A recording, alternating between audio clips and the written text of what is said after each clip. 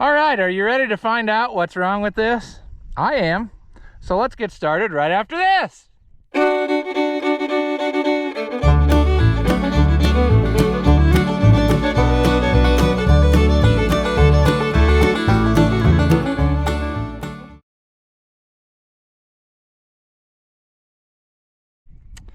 Welcome back. If you haven't seen my videos before, I'm Ross the Oliver Man. And for a change, we're finally working on an Oliver. 77 Rowcrop that came from Ohio. And in the last installment, we got it unloaded and we got the wheels changed around. And I gotta be honest with you, it's not gonna be a pulling tractor. I can't bring myself to do that to it. That's the same as killing it. And it's too nice for that. It's got hydraulics, it's got belt pulley, it's got a hood that appears to have the original hole and not cut, and that's almost never found. Now, in the last videos, the previous owner, Craig, commented and said some things about how he's replaced the rims and stuff, and he did, I think some of the sheet metal is different and different things here and there. And anyway, tractor's too nice to, you know, go tractor pulling with it, because I'd have to strip off all the goodies, and that's just not cool, you know. PTO, belt pulley, hydraulics, all would have to go, and then we'd have several $1,000s in fabbing up wheelie bars and weight brackets and things, and I'm not sold on throwing my money away like that yet. So we might do that someday. I've got other tractors that are not much of tractors that we could do that to, but not this one. So I kind of had in my mind a plan B, because right now you're saying, well, you idiot, why did you change those wheels like that if you weren't going to do that? Well, because my plan B, you would also need the wheels dished like that, but we'll have to swap them side for side. And plan B is going to be corn picker. I have a Model 4 corn picker, which would go on one of these, no problem. And I got that tractor that I think was great grandpa's, and I was going to put it in there, but I've switched my brain around and decided I'll use this one because it runs good, and we could potentially, you know, have that rig going again at some point soon. So I think that's what this thing's life is going to be, and then it can stay more or less intact. We'll get it running and driving good, and then we'll decide how to go about that, because the picker needs a lot of work, and that early style picker is not like the late one. A majority of the picker is together, and you drive it in there and hang it on those brackets that go on the axle, but then the whole back of the picker you have to assemble once it's on there. There's a lot of pieces to bolt on, and I don't even know that I got all my pieces I need, but we'll cross that bridge when we get there. But anyway, our first step has got to be to figure out why it doesn't move, and I'm pretty sure I know why, but we got to see how much stuff is actually tore up and needs replaced, and we'll see how much of the stuff I have on hand. I originally thought I'd just throw in used stuff and get it moving, but it's probably going to need a clutch, and I think I'd probably rather just put a new one in right away instead of cobbling around with a junk one, finding out it's no good, and then having the picker mounted on it, and then having to just take it off and do it again. So it'd be better just to do it right the first time. But we ain't doing it out here. We're gonna pull it up where the tools are. And I thought, hey, let's just use the customer's tractor, you know? It's not hooked to anything. It doesn't have a bale spear on the back that would poke it through the grill. So we call this product testing. See, we're doing some testing to see what's all wrong with it by using it for ourselves. So that's what we're gonna do. Consequently, I called the dealer who sold the Kelly stuff around here and asked him, how in the world do you get these tines out of this bucket? And he said they should just bolt in. And I think what's happened here, even though it looks nice, I think it was in fact welded over years and years ago, and they covered up the place where you can get to. So we're gonna have to probably cut an access hole in there or something to get to those. He said they're supposed to just have bolts in there holding these in, but I mean, something's got to be done for him, because this is no good. I mean, that's useless right there. I mean, we can probably straighten some of those, but still it would be better to take them out of here and put them in the big press. So anyway, that's down the line. Right now we're worried about that. Now when I'm by myself, I don't hook it through the frame. I hook it around the pedestal and drive slow, and then it will self-steer and follow me where I want to go. I've done this many times because a lot of times I am by myself. So that's what's going to happen here.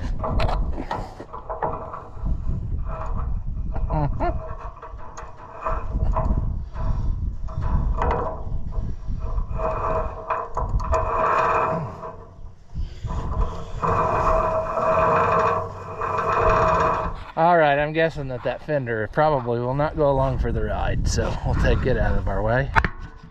And see, that's not wasted effort either, because if we do put it in a corn picker, you have to take the fenders off. So no big deal. Now we'll go nice and slow, and the trick is going to be that it doesn't run over the chain and wrap itself up, but I think it'll be fine.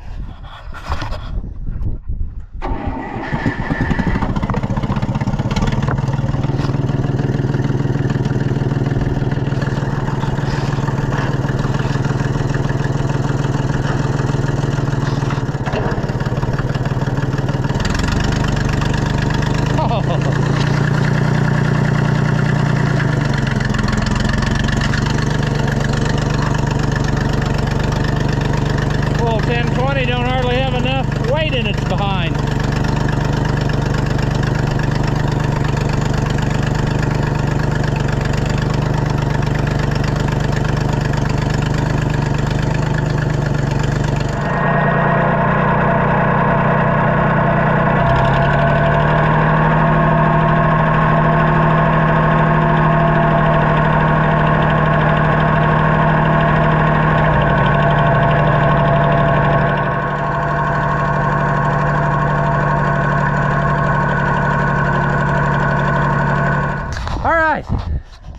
Got it up here. It's hard to find a place that's out of the way, and yeah, that's solid enough to work with all this thawing out going on. But we're gonna make the best of it. So we're gonna have to see what he's got that clamped, but we'll get all the sheet metal pulled off. The nice thing about these old tractors like this, pretty well 2 to 3 wrenches will take the whole thing apart. So, and then if you just don't care about catching the fasteners, it takes even less time, you know, just dump them on the ground. What do we care? See how much easier life is when you just don't care. When we're done, we'll probably put the hood, set the hood back on so that it doesn't get wet in the meantime. I see this is a different size bolt, but luckily it's new, so I can get it in my hand. And it'll fall to the ground too. Everything about this tractor wants to fall off. Well, while we're here, let's try to get the right in your face. Try to get that exhaust clamp loose. That's one thing about it. Everything's pretty new on it, so it shouldn't put up much of a struggle to get it apart. I haven't even, there we go. As I say, I hadn't even stuck my head under to see what it was like. That's interesting. It's got a long pipe sticking through, but it's because it's got that adapter piece somebody made so that it would go through the factory hole instead of just cutting another one, which is very unusual that someone would take the time to do that. So that's pretty neat. Most people would just hack that open, and that's the way most of them are, so that's cool. Okay, now I see that has got an issue, so there's no bolt there. That's fine. We will have to take this off. This is way taller than it usually is, should be, and there shouldn't be anything else holding it. Originally they had springs that would go from that hook there down into that little tab that's sticking out, but out of all the tractors I've messed with, I've only seen one that still had that stuff intact, and that is my Super 88. Everything else, they're long gone. let's see if we can maneuver this over here. I might have done one or two of those before. That's interesting. 90 degrees. I didn't crawl under there to look. I assumed that it went like 45 curves, but it works. So who am I to argue with success? The next question would be, when we go back together, do we leave that or do we put an original muffler on, which wouldn't be good for corn picking because that will generate more heat under the hood. But since we have a nice hood hole, do we do that? Also, option number 2 that I've thought about is I might swap that hood with the one on my other one and put it back to original style setup muffler under hood, and then put the other hood on this one because it's got a big hole hacked out for the muffler. So that might be an option. This might get a hood swap because of what its job is going to be. Then when it's in the corn picker, we can still put a straight pipe on it straight through the hood and let it eat. It'll get rid of all that heat that way. Now, it's interesting always to see how people do their repairs and stuff, because everyone you see is different. Everybody comes up with a different way to do it, because all of them have had about the same repairs done at this point. You know, there's the same stuff is wore out on all of them, like battery box. So we got a plate somebody cut and put over there, and that works great. You know, this lip, I'm not wild about this end of the fuel tank, so we might break that off or whatever, or we might just go ahead and order a new battery box, saw this off and bolt the new one in like I like to do, because then you can always take it out again if you need to service the throttle linkage or what have you. Here you have what's left of the original wires, and that's something. So obviously this gauge was not hooked up, so the only one that's, maybe the oil pressure, was it even hooked up? I know it didn't move, but it would have to have, so I don't know, it doesn't matter. My brain is going off tangent here. We'll check in a minute, but we're gonna see what we, okay, these are actually, they take a 5/8 wrench, but they're 3/8 thread size. But we'll just adjustable it because people like it when I go adjustable style. Truth be told, if you loosen one, you can usually push them off the end and not have to worry about that. See what I'm saying?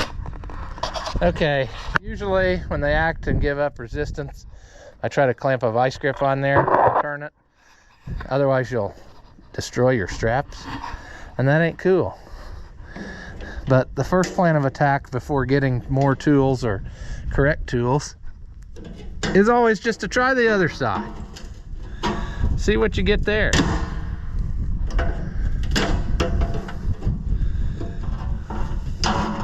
That actually might be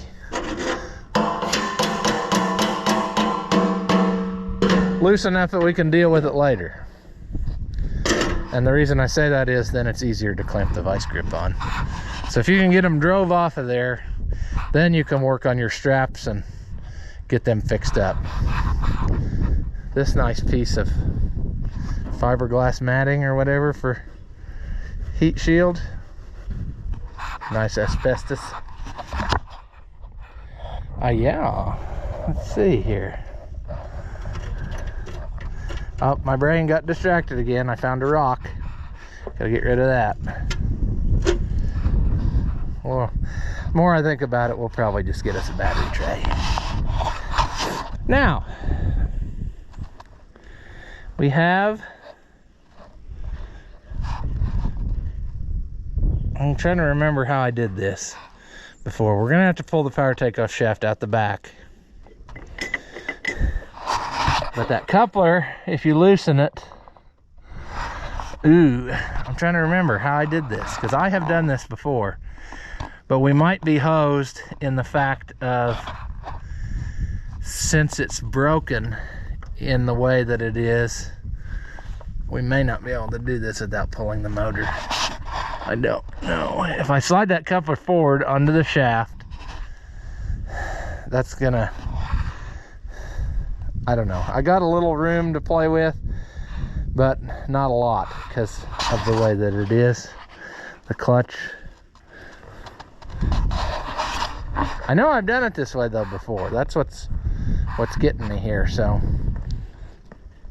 you know, we slide it back and then you can kind of finagle what's in there out. It would be much easier if it didn't have a belt pulley in it, but I'm sure I've done this on mine, so I'm pretty sure that I can make this happen. I'm just trying to decide how much stuff I want to take off, because it would be so much easier if I took off more stuff than less stuff, so that I don't tear it up. And I'm trying to be mindful of you, make sure that you really are recording. Let's see.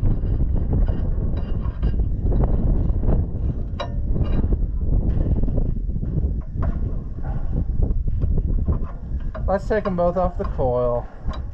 I'll take that little porcelain block back. I'm not a fan of porcelain blocks, but that's the same thing as a coil with a resistor inside. You just, if you don't have one with an internal resistor, you have to have the outside shebang.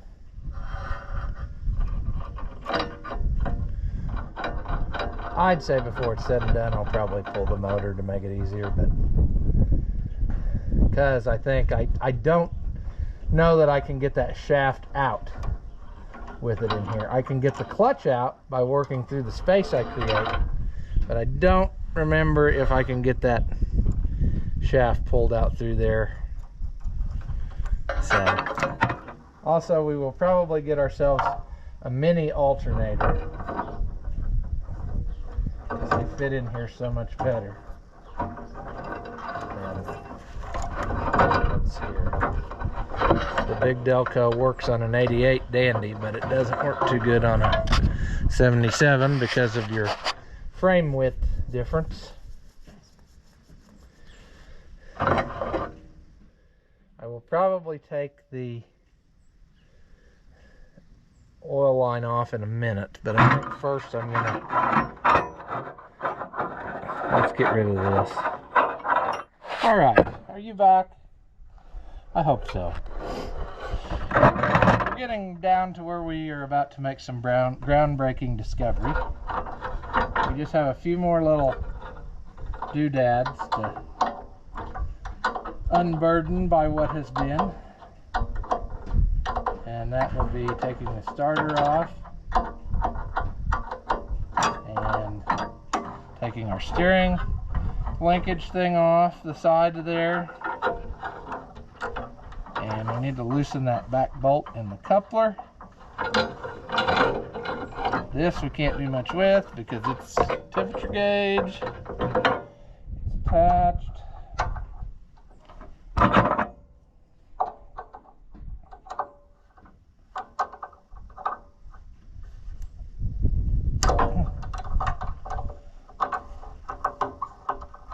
Something's different here. I'm pretty sure, well, I can't say that. I was thinking that those are supposed to be 3/8 bolts, but looks like we got, I bet I know why. I bet that backing plate isn't lined up perfectly or something. And then again, it could just be that that day the right size bolt couldn't be found. We've all had days like that. Come on.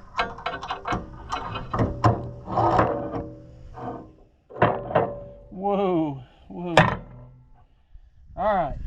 Keeping an eye on the time, because in a minute here I'm going to have to quit and come back after school bus time, unfortunately. Now this has a little bit of homemadery here, and I'm not saying that's a bad thing.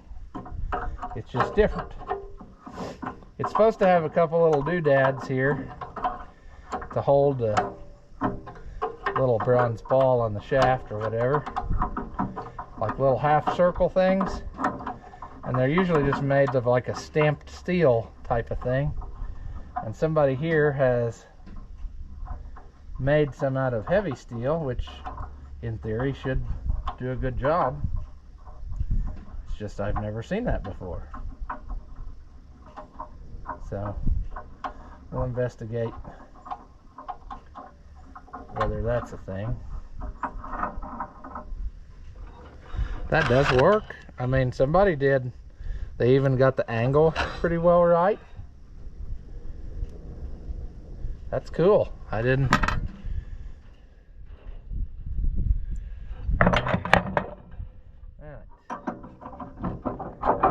Oh, sloppy. Look at that. That is wore out. So at some point we might have to address that. I don't know that it'll be this time around.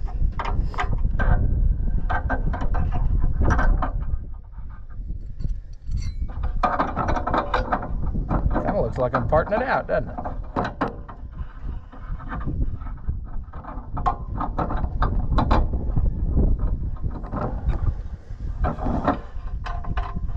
Go get the orange hammer here in a minute, because we're getting down to where stuff is going to have some persuasion. What I'm doing right now that you can't see is, I'm sorry I'm jumping all around, but I'm trying to get this bolt out of this sliding coupler that connects the transmission input shaft to the clutch shaft, and it's not the stuff that it's supposed to be anymore. And it feels like it is a set screw somebody put in there, and it's really supposed to be like a hex-headed bolt with a tit on it. But I'm struggling because you can't really get. There we go. I got a good bite on it that time.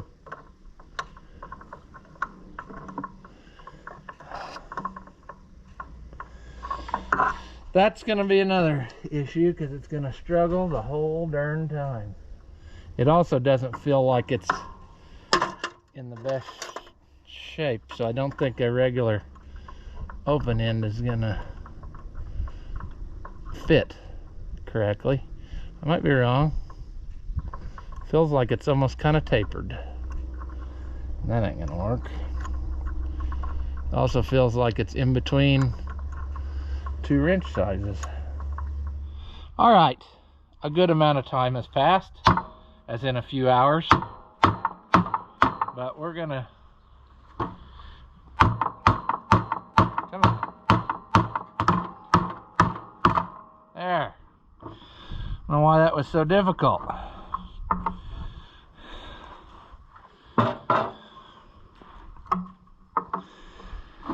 All right.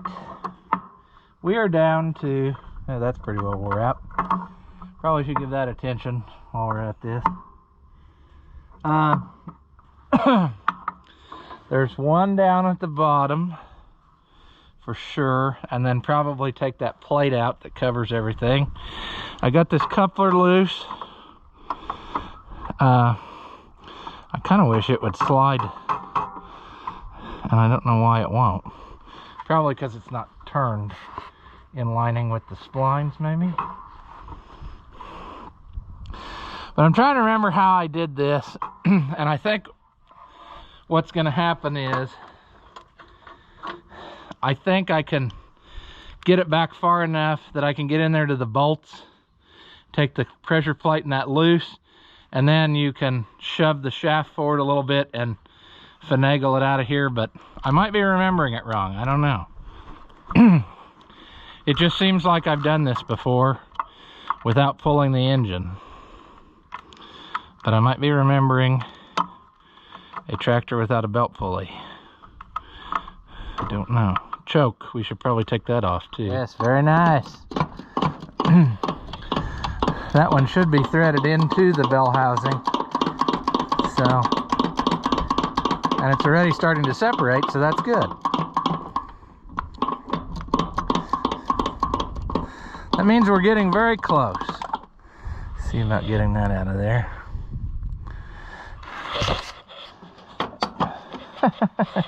It's just enough where that steering shaft aggravates you, you know? And it's the time where,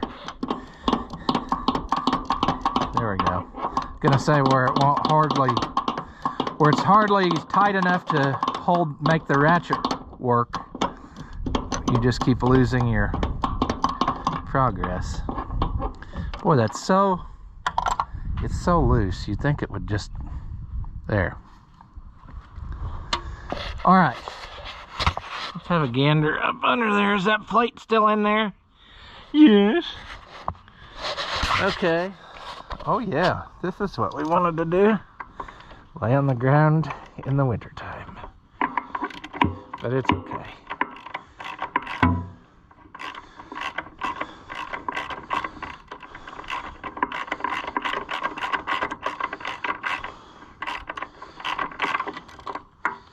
That come loose yet? Come on. These both should just be threaded right into the bell housing. It's cool when you got the sun right in your eye, so you can't be sure you're really doing something.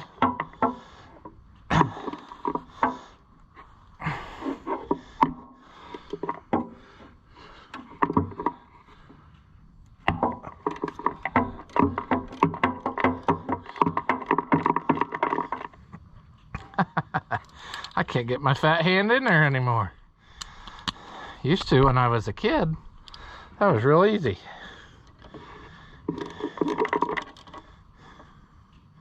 So close. You get 2 fingers in there. This side you got a little bit more room, but not much. Nothing we're doing is wasted effort, because even if we have to pull the motor, it's fine. You would have to do this anyway. That plate's giving me a little struggle, so I'm just gonna leave it. It should stay behind. Yeah, it'll stay.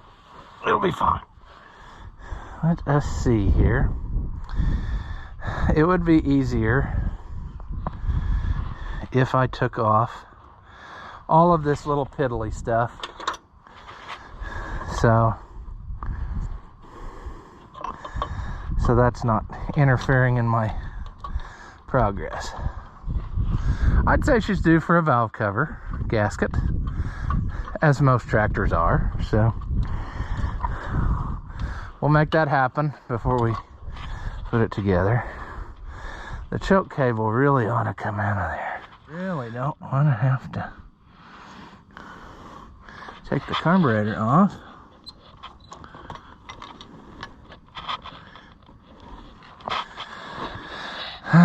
So we might ought table that. Let's take this throttle linkage off. We're struggling off camera. Okay, let's see if we can crack this open. All right. Yeah, it's not looking good for getting it out of there, is it? Dang it. I thought that I could do that. I thought I did that once before, and I must be thinking of one that didn't have a belt pulley, because it just don't look like I'm gonna have enough room. It's so close, but it's just not gonna happen. So this is wonderful, because it means we're not done yet. It means we've got more work to do. And I'm not excited, because I thought I could do this so simple.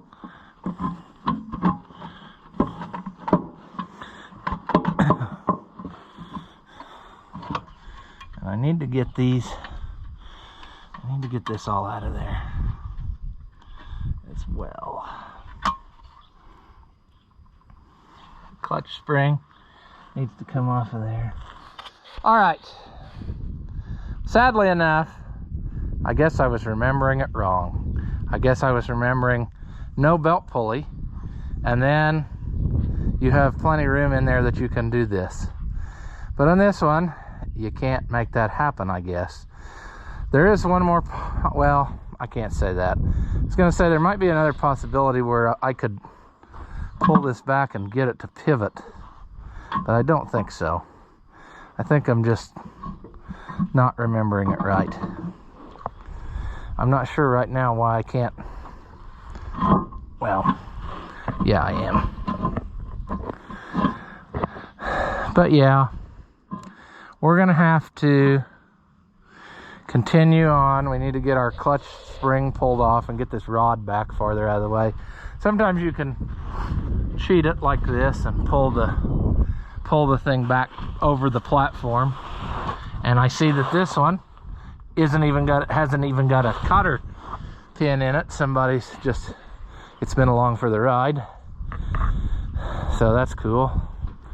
But I don't know how much more of this I want to really film. It would be nice to just focus on doing the job, you know. But the whole point of this is filming for you to see. So let me tinker with it, and I'll bring you back when something exciting happens. All right, this simple project has taken much turn. So, like I said, I guess I think what I was thinking of was the 66. There's more space in here, and you can do that easily. But because of the belt pulley, you got to do it this way. And I got all the motor mount bolts loose, and I'm gonna I took the bolts out of the front here, and I'm gonna just try to let the old radiator hang from the hoses, and we're gonna hope that the old rotten hoses are strong enough to do that. The only thing we have left, well, before I say that, some of these bolts are shoulder bolts. So when you're going to put hardware in, make sure you pay mindful attention of where you take them out of. They're usually on opposite corners. However, this one, my shoulder bolt does not fit in the opposite corner up there. They were both in the back, and I can't remember if that's how they were on these early ones or not. These fleet lines, I should say. But most generally, if you got one in that far back corner over there, then the other one would be up here, or whichever two corners. It's very obvious which bolt is which, because, you know, regular bolt, shoulder bolt. And what that does is help keep stuff aligned. Now, the very last operation we have to do, which some of you should probably just do first, so you don't forget, because it's sad if you forget. We got to pull the long power takeoff shaft out of this feller, which on these is several bolts, you know. We got to take the power takeoff shield off, but we got to take that loose. Then we got to take the bolts that hold this cover on off, and then there's some bolts back there that we pull, and then we can pull the whole thing off. And I'm just like, I think we should probably get rid of that toolbox for now, because it's just going to be a headache in our life. So yeah, we'll see what you get to see. I'll try to keep you around as long as possible, but you're fading fast. I mean, 36% battery, and is it worth it? You know, what we're doing now isn't that exciting, although people do ask about it all the time and how it works. So this U-bolt was missing. Oh no, it's not missing, it's broke. So that's why it was not on there. Now, can we get this off of there? It's gonna make us struggle, and it's even more difficult when they're rusted and not tight. All right, premature battery failure. Hate it when that happens. But we're down to the final stretch here, and we just got to take this off. I mean, we practically disassembled the whole tractor, you know. But it's got to be done, because otherwise all you got's a paperweight.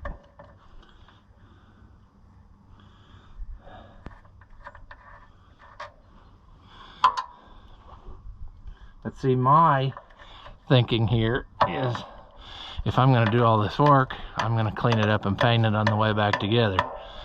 So it may delay the reassembly of this project because I got other stuff to do. I don't know. I hate to do stuff twice if I don't have to. So I might at least clean up the frame inside and get that cleaned up and meadow greenified, and then do the rest later when we have time. We're getting close. That's all I can tell you, friends. We're getting close. Come on. Look at that. Look at that rat's nest. Probably a good thing that we're doing what we're doing. Now, the next part is wrench only. There is a bolt here, and then it's in a triangle. There's 3. And so we gotta take those loose, and then this whole clutch pack will pull out backwards. I tested the power takeoff when it was running the other day, and it did work.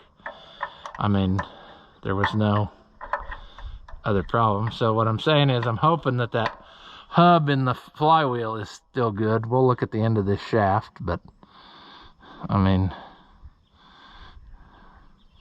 and then I have more choices, I guess, in the used department if we decide that they're not as good as we think they should be.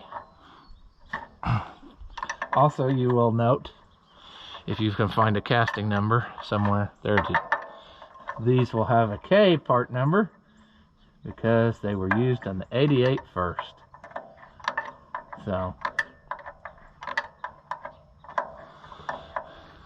yeah, in the early days, they had their parts number system figured out.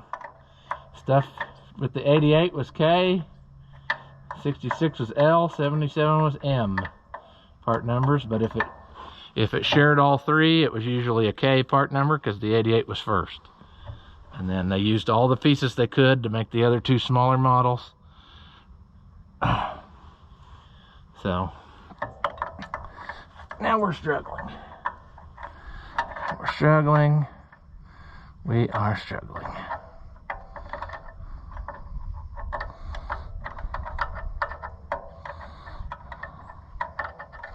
Think of how much fun it's going to be when we try to make this thing go in a corn picker. That is going to be just a thrill. They're a horseshoe gasket. That's hard as a rock. I should probably get a new one of those. I think I have a whole wad of those somewhere. I need to, if I could just get a time to, if I just had a year paid vacation, you know, then I could get a lot of stuff accomplished. Like my parts room organized, and where I could know where everything was.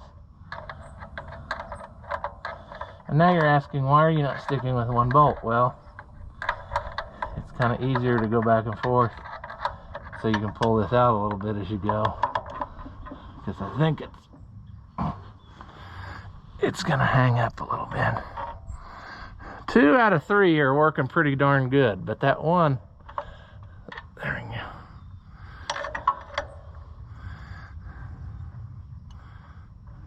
Yeah, see there, that bolt tight. Now it's against something. The head of the bolt is bottoming out. And you're asking, why are you doing this instead of working on that deer or something else? Well, if I can get this tore apart so I can see what I got to order, I'm going to order the parts, and then I work on stuff that I have the parts for, and then I go back, and then you don't miss any days of filming. There's always something I can jump to that has stuff on hand that we can, yeah. Because otherwise we'd have to take a week vacation every time while I was waiting on parts for one project. So there's another reason why we jump around. Jump around so that we get enough stuff on hand. Now we gotta, there, I gotta say, there's something's not kosher. It needs to come out more. I'm afraid though, sadly enough, that it's gonna get too dark and we're not gonna be able to see what we're doing. But there's your long shaft. It goes through the hydraulic pump on these, but not on the 4 digits. So if you want to, if you want, oh, do those look good? I'm gonna get that down where I can see it. Yeah, those look pretty good. Pretty passable. I'm gonna stick it partway back in and then pull it in and out a few more times. No, what I'm doing is, it'll hang in here if I can get it right. But now I'm fighting, there we go, going through the hydraulic pump. All right, that ought to be enough. But now it's totally loose. It should be possible. See, there you can see my input shaft, and this has dropped down. So, and quite honestly, see, because of the frame, you can't really go forward. But if you could go forward a little, you might not even have to pull it all the way out. But at this point, there's nothing keeping us from pulling it all the way out. But yeah. So, we should probably get our stuff rigged up to pull it. There's our puller bolt. How much you want to bet that we're going to break this off? I just got that, I got that feeling, you know? I got that feeling that that's going to happen. But yeah, and I think, don't hold me to that, I think those are 7/16.